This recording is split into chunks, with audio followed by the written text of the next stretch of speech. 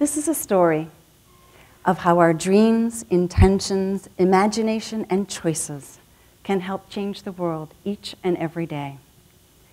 Be true to your dreams. Be bold. Take chances. You never know where it's going to take you.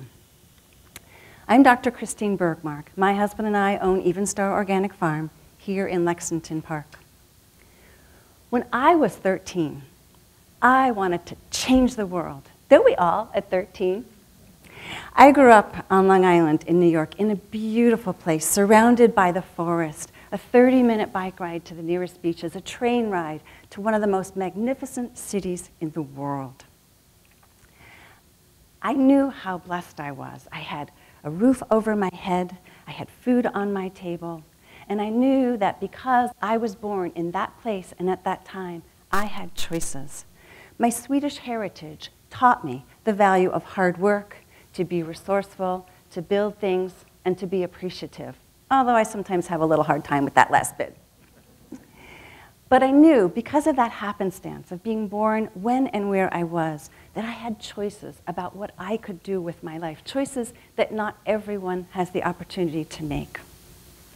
See, around that time, I read an article in the New York Times. It was about the famines in Bangladesh and in India. And I realized that if you go to bed hungry every night, you don't have a choice. You will beg, borrow, steal. You will do anything you can do to survive and to put food on the table for you and your family. And I decided that's one way I could help the world. I went to college to study food and nutrition and farming. Imagine me, a kid from the suburbs of New York going to learn about farming. Talk about a round peg in a square hole. Totally. But I thought maybe, just maybe, if I could teach others what I learned, if I could help others learn how to fish, they could eat for a lifetime. They could get beyond survival to a point where they could make choices about their lives. I joined the Peace Corps, went to Burkina Faso. I worked the world over with U.S. Agency of International Development. And when the time came to do something more local, my husband and I decided to grow healthy food ourselves. And we bought a farm on the western shore of the Chesapeake Bay. Like many southern Maryland farms, it was a former tobacco farm, about 50 acres of woods, 50 acres of fields. But when we first saw it, the forest had been decimated by somebody just trying to eke out a few more dollars.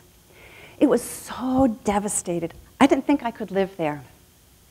But somehow, it was as if the land chose us. And we decided we would be good stewards. We would help that land come back, and we would treat it gently and with respect.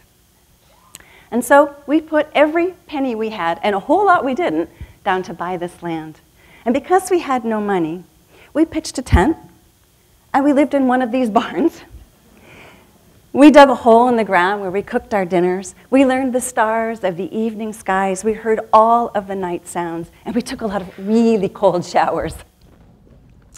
But we immediately transitioned it into an organic farm. And in the 20-some years we've been there, we have planted thousands of trees. The forest has come back. The native pollinators are in abundance. And our farm feeds thousands of people good, healthy, nutritious food. People who choose to support our farm. And by supporting our farm, they're supporting that land and the health of the Chesapeake Bay.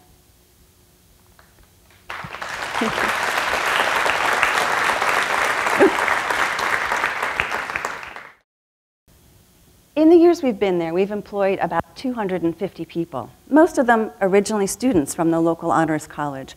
They didn't have a farming background, but they came and they stayed with us year after year after year. They became our 4 women and our 4 men. We made mistakes. My husband and I were not farmers by background, lots and lots of mistakes. And as we learned, they learned. They argued politics and philosophy in the fields. They ate well. And they learned, my husband, a former chef, lucky me, and soil microbiologist, taught them about good food and about healthy ecosystems. When it came time for them to leave us, even though they never intended to go into food and farming, they've gone on to do amazing things with their lives, things in agriculture, international development, environmental law. And in our own small way, as a local business, we've helped to generate a whole new generation of passionate workers who are going on into the field and creating change in their own way.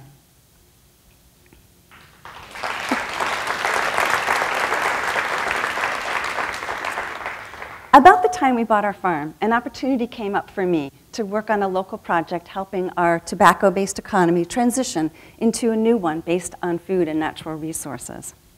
We worked to bring the community together, to support each other, consumers and farmers, artists and businesses, schools and parks.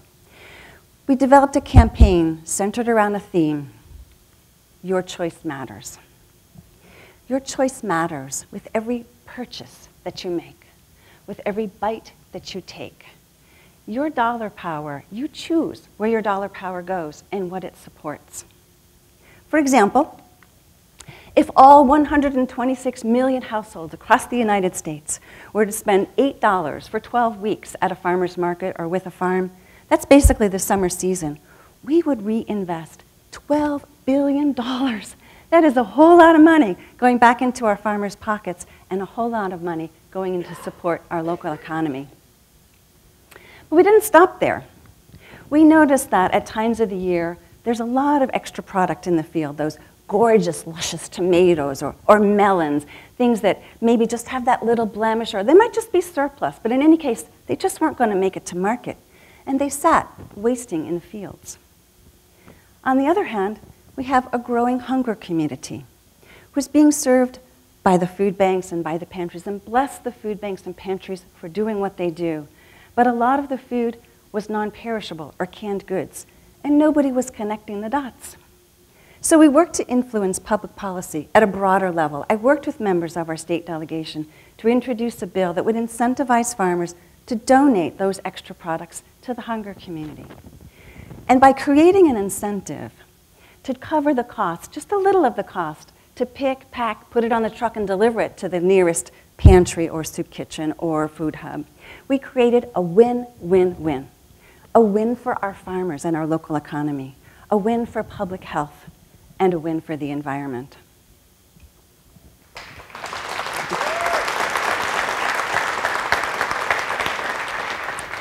I bring to you a startling observation.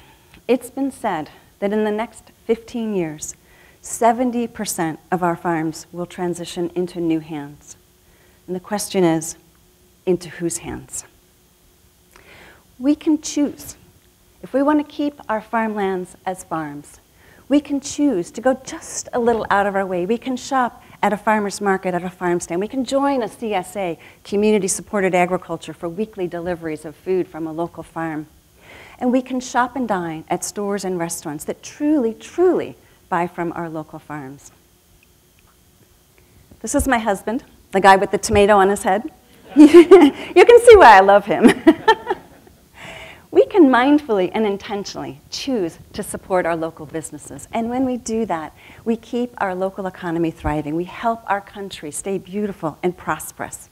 But when we can, and when it makes sense, change is good. We need change. We need our global economy. Who in this audience couldn't imagine living without our cell phones? And yet, that wasn't the case even 15 years ago. But we can choose by using our purchasing power. We can choose and help create the kind of change we want to see, the kind of lifestyle we want to see, the kind of world we want to see for ourselves, our children, and our children's children. Food is the catalyst. It brings everyone to the table to have important conversations like this one, to talk about what kind of a future we want to see and how we, each and every single one of us, can influence change locally and globally. Let's not let change determine our culture and environment, but let's be sure that we ourselves determine the kind of change we want to see. In the end, your choice matters.